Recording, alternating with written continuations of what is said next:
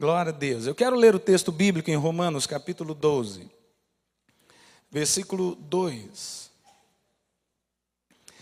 Quem está nos acompanhando às quartas-feiras vai ver algumas frases que tenho repetido, mas eu acho que também com a repetição, alguns princípios são estabelecidos. Tá bom, amados? Eu espero que ao repetir algumas frases, alguns momentos que temos vivido às quartas-feiras, esses princípios amadureçam no seu coração. Capítulo 12, versículo 2 apenas. E diz assim: E não vos conformeis com este mundo, mas transformai-vos pela renovação do vosso entendimento. Pela renovação do vosso entendimento. Para que experimenteis qual seja a boa, agradável e perfeita vontade de Deus. Feche seus olhos. Pai, diante de um ambiente tão gostoso como esse, eu quero colocar-me como um canal do Senhor, ó Deus, para aquilo que está no teu coração também atinja o coração dos teus filhos que estão aqui essa manhã.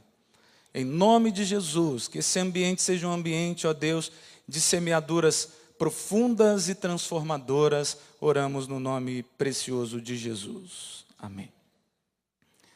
Pois bem, irmãos, talvez você tenha ouvido algumas vezes a expressão, a igreja contemporânea não é mais uma igreja tão avivada como a igreja apostólica ou como a igreja dos primeiros séculos. A igreja já não tem mais aqueles mesmos crentes que tinham antes. Talvez você tenha escutado, eu escuto muito isso. Nós não somos mais os mesmos. Os milagres não acontecem com tanta frequência. A gente não vê tantas coisas acontecendo como aconteciam nos primeiros momentos da igreja. Eu acho que essa é uma declaração que é uma meia-verdade. Porque eu entendo quando a igreja se quebranta, quando a igreja busca sinceramente a Deus, Deus também manifesta a sua unção e o seu poder. Você crê assim também, irmão? Amém?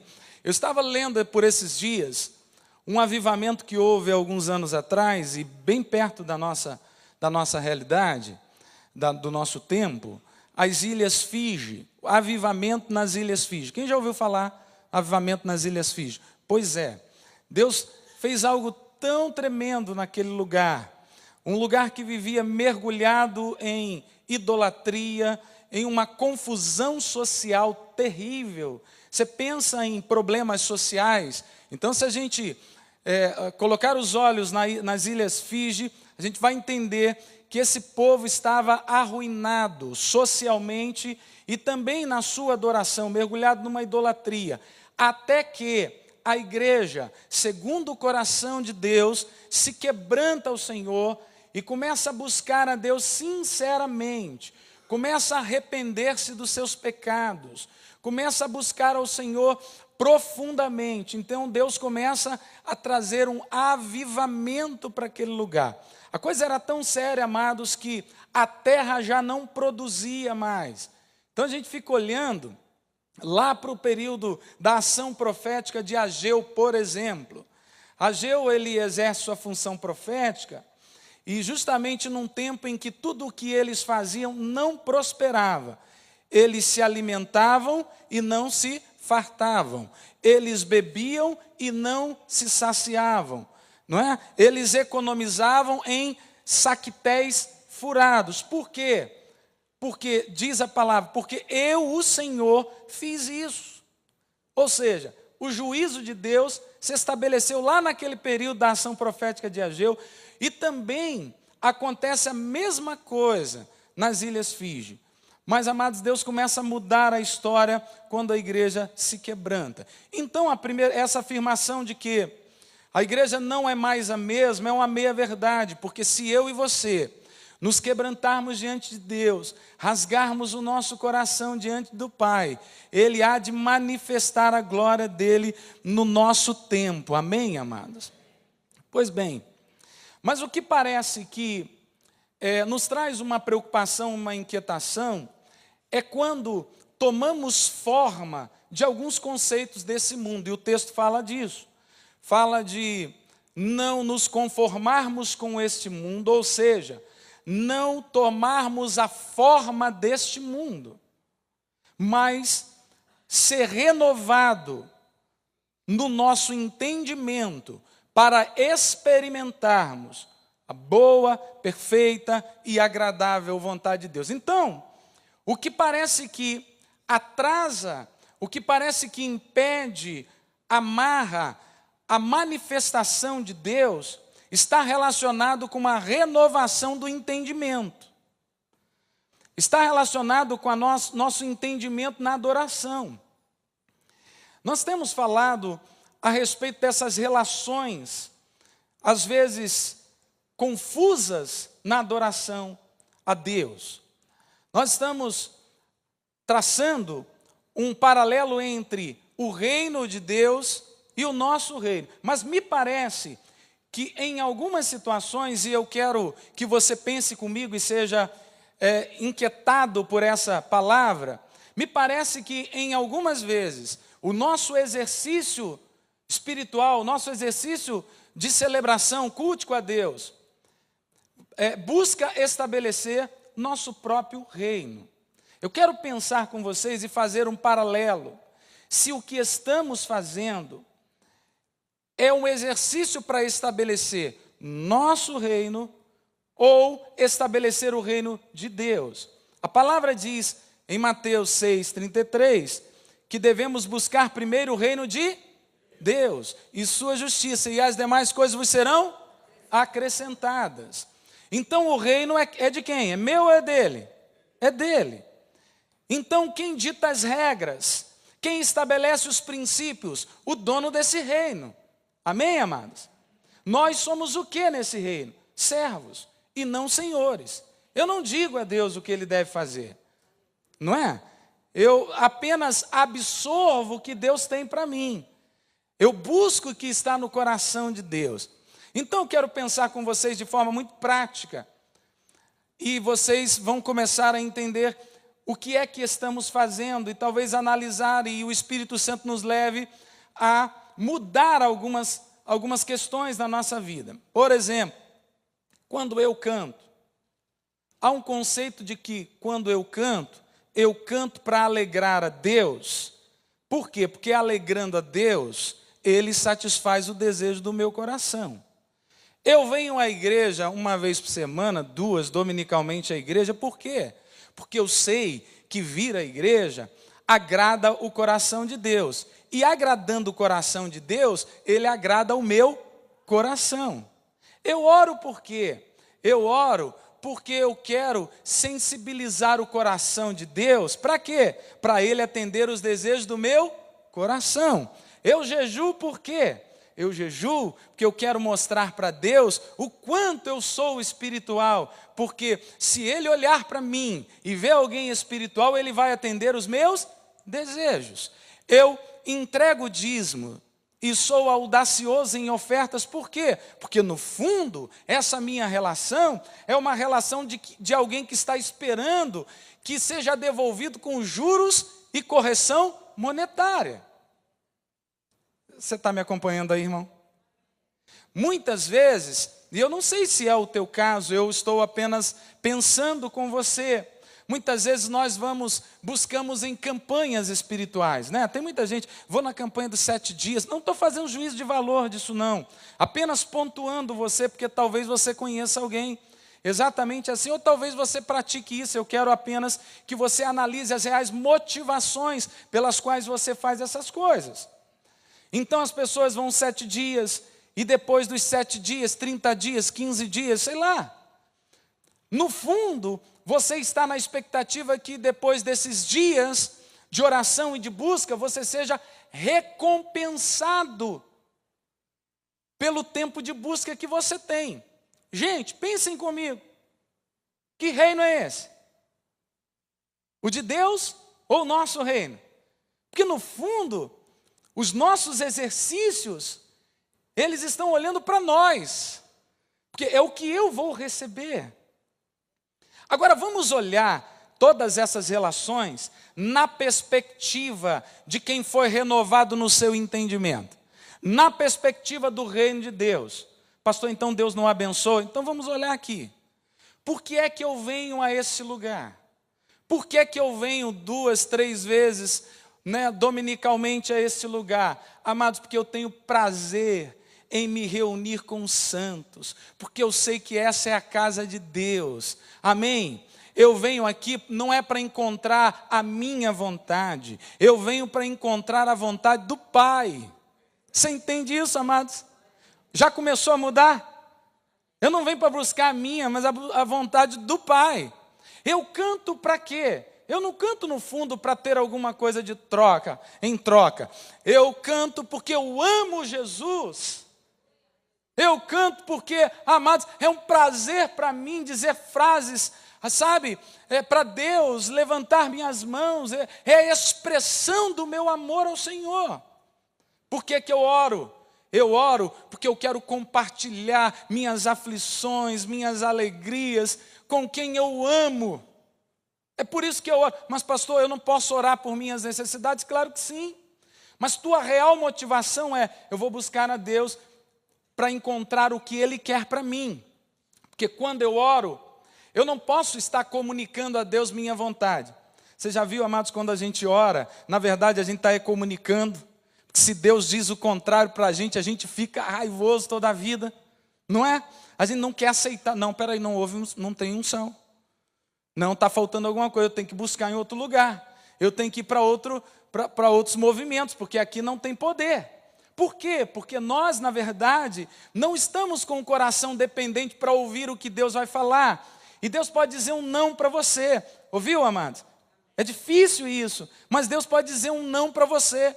Todas as vezes que você buscou a Deus, Deus deu sim para você, gente. Agora, o que você pode dizer é que mesmo nos nãos de Deus, você depois de algum tempo aprendeu algo de precioso. Amém? Mas na hora você pulou. Por que que eu orei? E Deus não me deu sim. Aí a gente vai elencando as pessoas que oraram e receberam. Mas os ímpios, o inimigo é terrível. Ele começa a lançar uma semente de amargura no teu coração, dizendo a você, lá, os ímpios conseguem, e você vem à igreja e nada consegue. Você vem à igreja e as portas não se abrem para você. Irmãos, Deus pode dizer não, Deus pode dizer espera, mas o que Deus disser para você é o melhor para a sua vida. Amém? Você recebe isso aí? Glória a Deus. Eu jejuo para quê? Eu não jejuo para mostrar a Deus o quanto sou espiritual. Eu jejuo para ter os meus sentidos espirituais aguçados. Você está entendendo? Você é sensível à voz de Deus. Eu estava falando dos caras que ficam caçando Pokémon. É assim, irmão. Você está passeando, ninguém está entendendo nada. E Deus está falando com você. O cara está louco. Está levantando a mão, está numa viagem. Aí Deus está falando com você. Por quê? Porque você exercitou, amados, o mundo espiritual, não para estabelecimento do seu reino, mas para o reino do Pai, do Senhor. Amém? Você está entendendo isso? Agora, minha relação com dízimos e ofertas. Por que é que eu entrego o dízimo e sou audacioso nas ofertas? Não é para ser, é porque eu sou. Você pode dar um glória a Deus por isso? Não é você já é, gente. Ele tem te dado a capacidade de viver. Ele tem te dado sabedoria. Amém, amados? Deixa eu abrir um parêntese aqui, irmãos. A maioria das lutas que vivemos no tocante à área financeira não está relacionado com a provisão. A provisão da mesa é uma garantia de Deus. Amém, amados? Nunca lhe faltará absolutamente o pão sobre a sua mesa. Você entende isso? Agora, quais são as nossas crises? As nossas crises estão relacionadas àquilo que é supérfluo, aquilo que não é necessário para você viver. Eu não estou dizendo que você não possa ter, eu acho que você pode ter. Eu acho que Deus é um Deus bondoso para lhe dar. Mas eu tenho que entender que a promessa de Deus está na provisão do meu sustento. Aquilo que vier após isso, amados, é fruto de uma estratégia, é fruto, amados, da sabedoria que Deus está te dando para você viver, ok? Esse não é o nosso tema, só para a gente entender isso. Então, está claro que essas relações não são relações que estabelecem o reino de Deus, mas estabelecem o nosso próprio reino. Então, ser a igreja segundo o coração de Deus é ser uma igreja que está renovada na sua mente, no seu entendimento. Então, eu preciso entender que quando eu venho aqui, eu venho para oferecer. Não, eu vim aqui, eu estou precisando tanto de receber uma bênção de Deus. Irmãos, você entra nesse lugar para dar a Deus. Agora, Ele é um Deus onisciente. Ele é um Deus que conhece suas mais profundas necessidades. Eu estava dizendo que quando eu olho para você, eu olho alguém que não tem dívidas. Eu olho alguém que tem uma caderneta de poupança recheada. É isso aí? Essa é a realidade. Não precisa falar não. Mas essa é a verdade. Nem sempre essa é a verdade. Então, irmãos, quando nós olhamos para as pessoas, nós não sabemos exatamente o que elas estão vivendo, o que elas estão passando. Mas quando eu começo a entender que eu preciso ser uma igreja segundo o coração de Deus, eu preciso mudar algumas formas que eu tenho de cultuar e de celebrar a Deus, o meu entendimento, porque a renovação da minha mente vai produzir em mim uma igreja segundo o coração do Pai. Então, quando é que a igreja perde isso? Quando é que essa unção parece que se afasta da vida da igreja? Quando essas relações são manchadas. Tito, no capítulo 1, no versículo 15, ele tem uma expressão muito linda. Ele diz: todas as coisas são puras para os puros, porém para os impuros nada é puro, porque tanto sua mente quanto sua consciência estão corrompidas.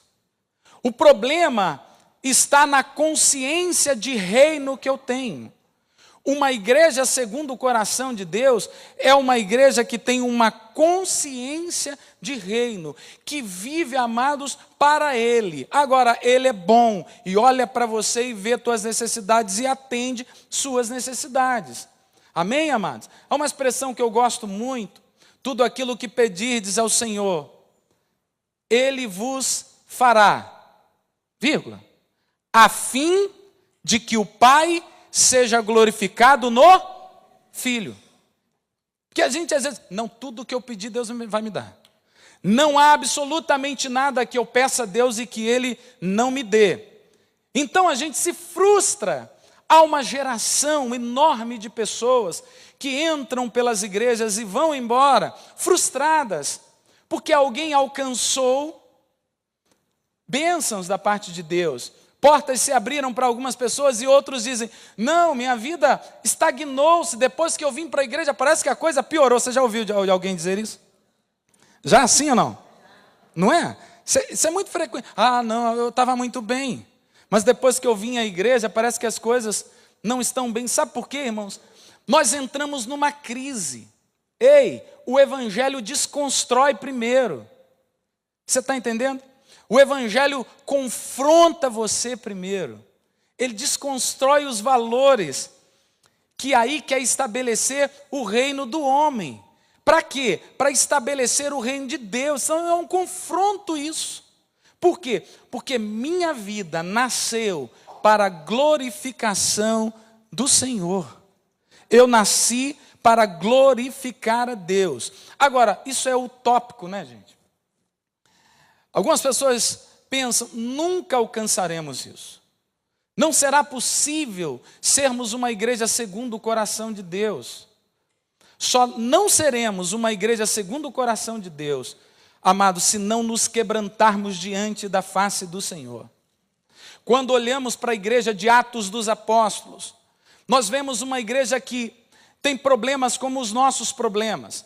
Nós vemos a igreja, amados, do primeiro período, a igreja primitiva, Ela tinha muitas dificuldades, como eu e você as temos. Mas por que é que essa igreja consegue mesmo assim viver, amados, o que a palavra está dizendo, uma igreja segundo o coração de Deus? Primeiro porque o Espírito de Deus foi derramado sobre a vida daquela gente. Irmãos, nós não somos capazes de ser a igreja segundo o coração de Deus se o Espírito de Deus não for derramado sobre a nossa vida. Olhe para os discípulos antes do derramamento do Espírito e olhe para os discípulos depois do derramamento do Espírito. Antes eles estavam acuados, por quê? Porque o Messias havia sido morto. O Messias já não estava mais com ele. A mensagem de esperança, por alguns instantes, parece que ter enfraquecido no coração deles. Eles estavam acuados, sem saber do futuro, sem saber o que seria. Por quê? Porque toda a esperança estava no Cristo, Filho de Deus. Aí então vem o derramamento do Espírito Santo em Atos dos Apóstolos. Os acuados, os medrosos ficaram audaciosos. Você está entendendo, irmãos? Aqueles que tinham medo da morte tiveram suas mais terríveis mortes. Enfrentaram a morte. Aqueles, amados, que não tinham nenhuma esperança, encontraram no Evangelho esperança. Por quê? Porque o Espírito do Senhor motivou aquela gente. Porque o Espírito do Senhor renovou a mente daquela gente. Porque o Espírito de Deus renovou a visão daquela gente. Sabe quando eu e você seremos a igreja segundo o coração de Deus? Não é quando, amados, aumentarmos nosso nível de conhecimento apenas. Não, é quando essas palavras forem colocadas no nosso coração e uma unção específica do Senhor nos dê forças para continuar a viver, amém, amados? E ser vitoriosos em todas as adversidades da vida, em nome de Jesus. Eu tenho pensado aqui com os irmãos a respeito de uma palavra que está no Evangelho de João, no capítulo 17. Quando Jesus começa a tratar uma questão que é crucial para a vida da igreja. Jesus está nos últimos instantes da sua vida, não foram as últimas palavras, mas os últimos instantes da vida de Jesus, nós chamamos de oração sacerdotal. Jesus está com os seus discípulos, então ele tem que dar uma orientação aos seus discípulos. Ele tem que dizer alguma coisa, ele tem que deixar um escrito, ele tem que deixar um legado, ele tem que deixar uma palavra de motivação para os seus discípulos. Porque ele sabia que os momentos derradeiros da vida dele estavam muito pertinho dele. Eu estava pensando, irmãos, se nós estivéssemos nos últimos momentos da nossa vida e nós tivéssemos a oportunidade de deixar um escrito, se a gente tivesse a oportunidade de deixar alguma coisa para os familiares da gente, para aquelas pessoas que conviveram com a gente, o que você diria? Eu pediria perdão, me perdoe as vezes que eu não tive com vocês. Me perdoe por não ter sido um marido como deveria ser. Estou morrendo, gente. Meus filhos, me perdoe porque eu não fui tantas vezes ver o Fluminense ganhar. Coisas desse tipo, né? Ou o Flamengo ganhar. Não tem flamenguista aqui, pastor. É isso que diríamos, não é? Não é isso, amados? A gente deixaria um recado. Mas por que é que Jesus, nesses últimos momentos, ele trata uma questão ali que a gente fica pensando, por que é que Jesus fala disso? Jesus, ele fala de unidade. Jesus, ele fala de unidade. Assim, Pai, como somos um, que eles também sejam um, a fim de que o mundo veja que tu me enviaste. Irmão, você é a chave da igreja. Você quer viver uma vida vitoriosa? Você tem que viver saúde no corpo, irmãos. Ei, eu falava aqui, você já teve uma farpazinha enfiada na sua unha? Já? Quem já teve, irmãos? Você já deu uma topada em alguma pedra na rua? Se você não vigiar, irmão, você fala um montão de besteira, sim ou não? Parece que o corpo todo dói quando o teu dedão fica latejando. Uma farpazinha, uma dor no ouvido, irmãos, dói tudo. Não é assim, irmãos? Parece que nós somos tão frágeis, nós somos tão pequenos diante de realidades tão profundas aqui que Jesus quer colocar. A saúde do corpo depende da saúde de todos os membros. Se um membro desse corpo não estiver saudável, todo o corpo estará doente, gente.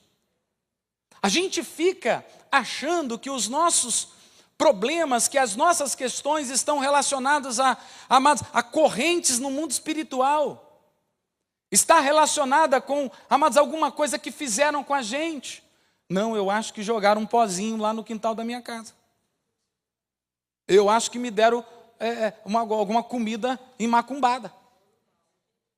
Alguma coisa desse tipo. Amados, eu creio que toda maldição foi quebrada em Cristo Jesus. Maior é o que está em nós do que aquele que está no mundo. A confissão dos teus lábios tem poder. Nossas proclamações, amados, são verdades de Deus. Então, o problema do inimigo está vencido na cruz, amém? Não quero gastar tempo para falar do inimigo não, que ele é vencido na cruz. Então qual é o nosso problema? O nosso problema é a saúde do corpo.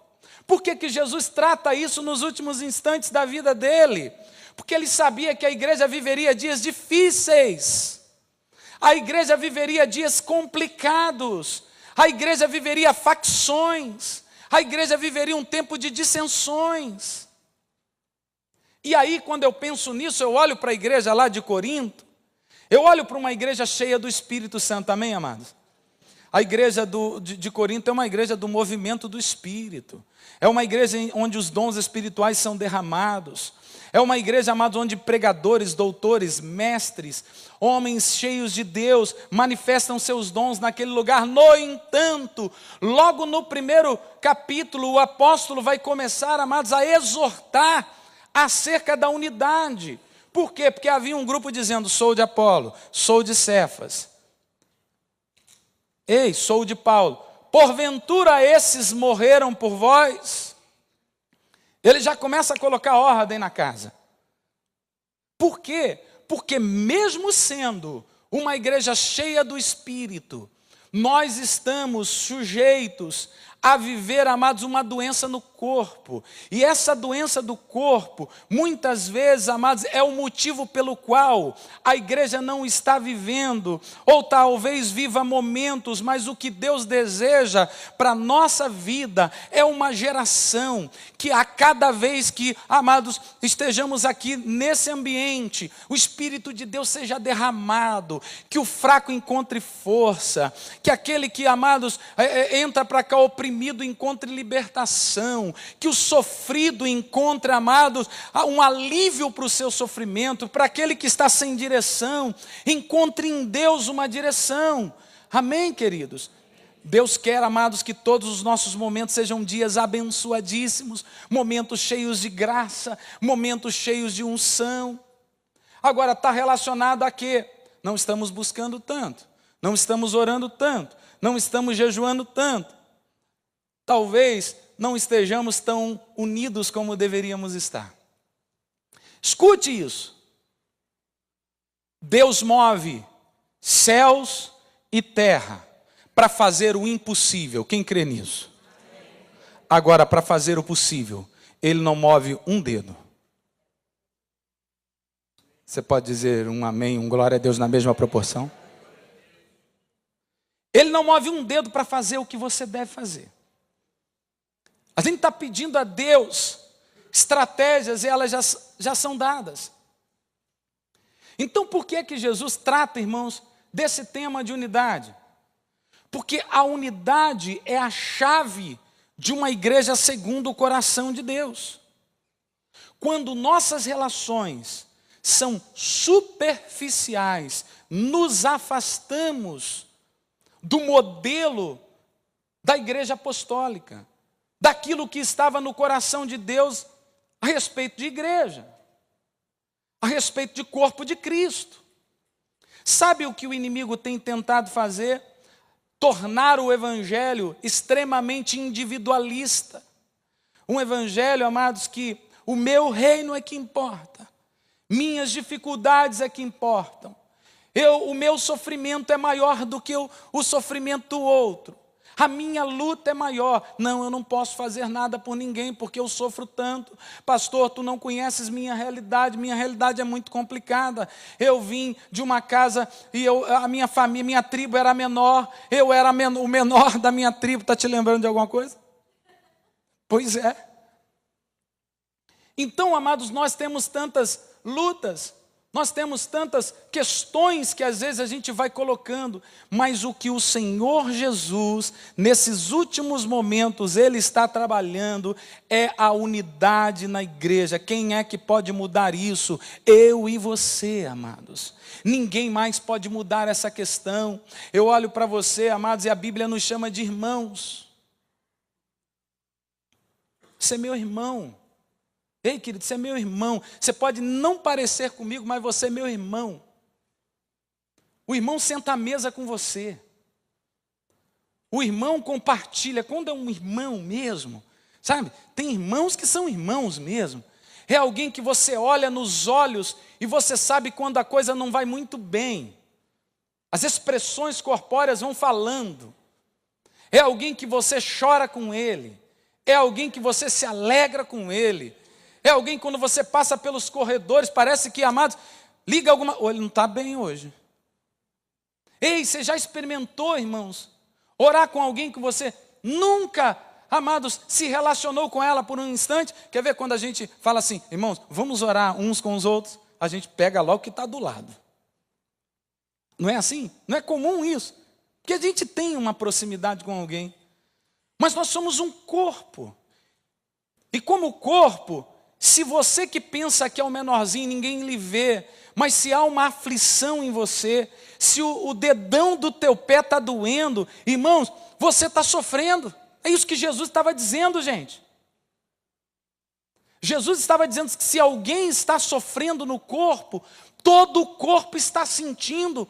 Irmãos, parece que isso é uma chave de entendimento para chegarmos a ser a igreja segundo o coração de Deus.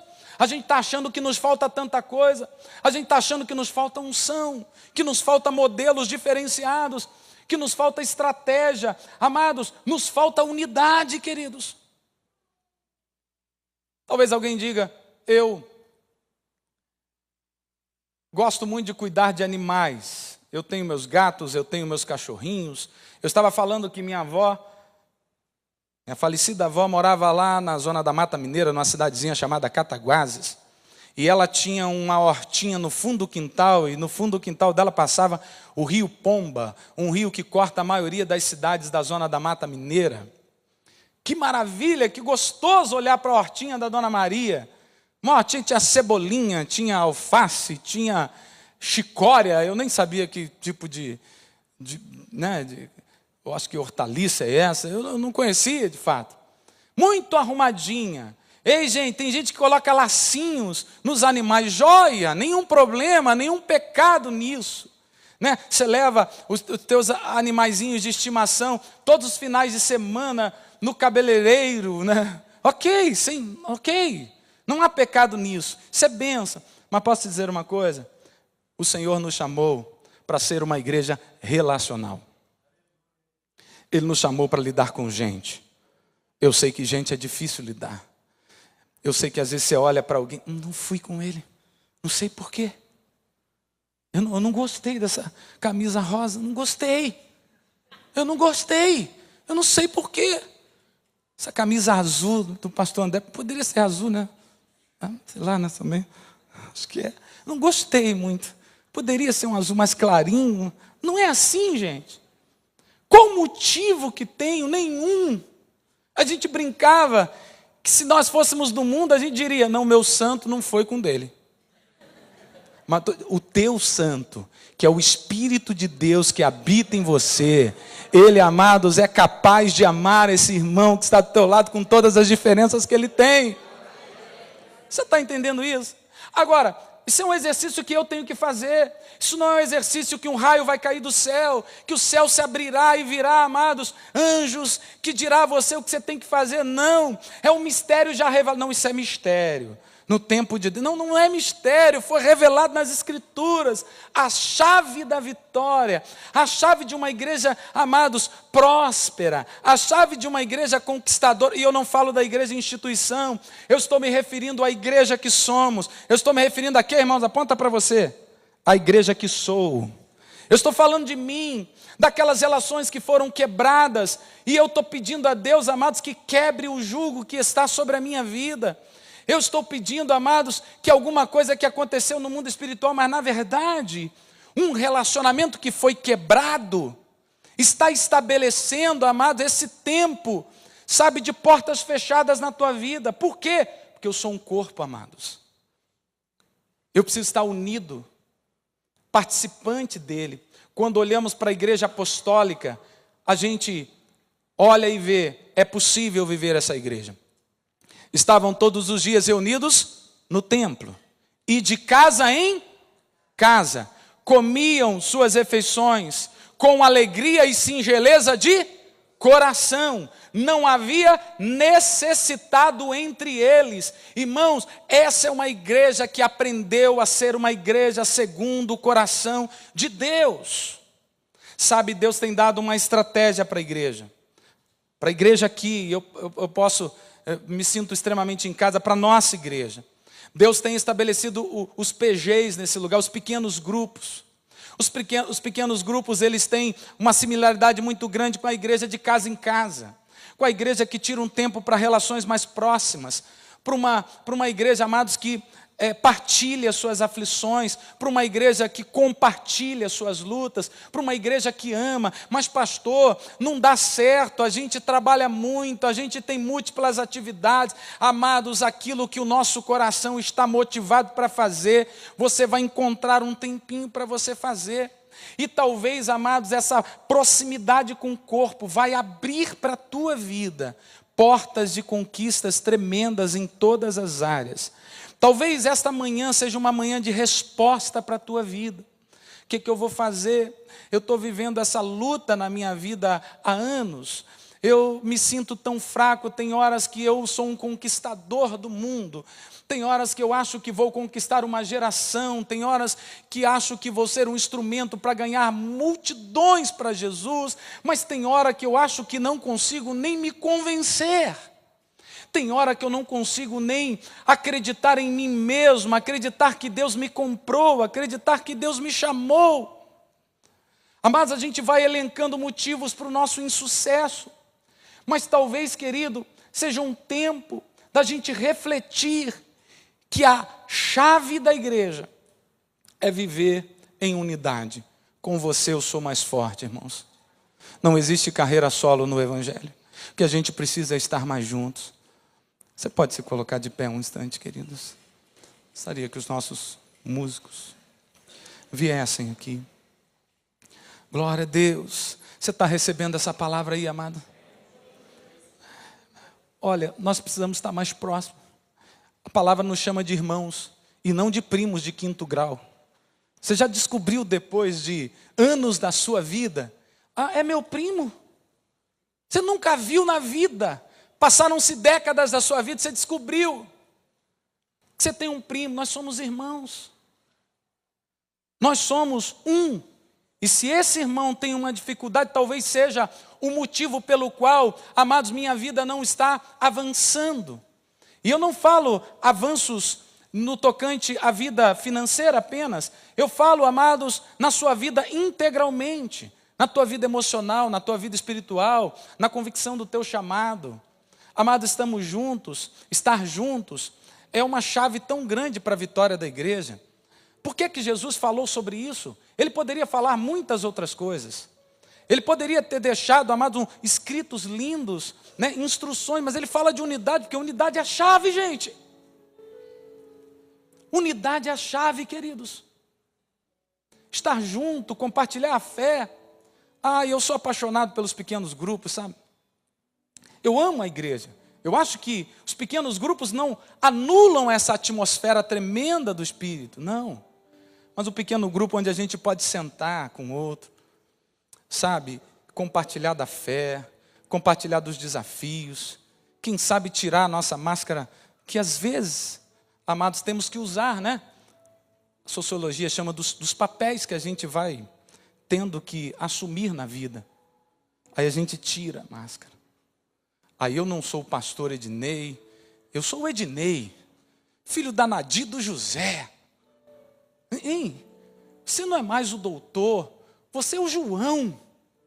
Você não é mais o profissional liberal, você é o André. Você é uma pessoa que às vezes não acorda tão bem, que às vezes tem um coração tão dilacerado por alguma situação. Às vezes, amados, há uma dor na tua alma tão profunda que há anos está aí. E nós estamos passando uns pelos outros. E essa nossa relação é tão superficial. A chave da igreja apostólica foi estar mais próxima. Amados, quem sabe o Espírito Santo está despertando você esta manhã a dizer: agora eu encontrei a chave para a minha vitória. Quando me converti em 1988, tempinho atrás, lá em Cataguases, Minas Gerais, a primeira coisa que fiz quando tive um encontro com Jesus foi ligar para minhas duas irmãs. Eu sou o caçula, tenho outras duas irmãs. Eu não me relacionava bem com elas. Muito novo ainda, mas não me relacionava bem com elas. Me perdoa, porque eu encontrei Jesus. Me perdoa, que eu tive um encontro com a graça de Deus. Ele me tomou pelos braços de amor. Eu fui acolhido, meus olhos, sabe, as escamas dos meus olhos caíram. O meu entendimento foi renovado. A graça de Deus banhou minha alma. Ei, gente, a saúde da igreja, que quer ser uma igreja segundo o coração de Deus, é estar próxima. Será que eu posso fazer um exercício? Quem desejar fazer, você não é obrigado a fazer. Quem sabe você sair do teu lugar agora, você tem muita liberdade. Se você achar que não deva fazer isso, não faça. Mas dá a mão a um irmão que você não tem muito contato, você já viu aqui, mas você não tem muito contato. Dá a mão a ele e ter um tempo de oração com ele. Será que você pode fazer isso? Sai do teu lugar. Alguém que você nunca viu, se você sentir de fazer isso. Se não, você pode dar a mão a quem está do teu lado mesmo. Mas eu quero estimular você a fazer isso. Glória a Deus.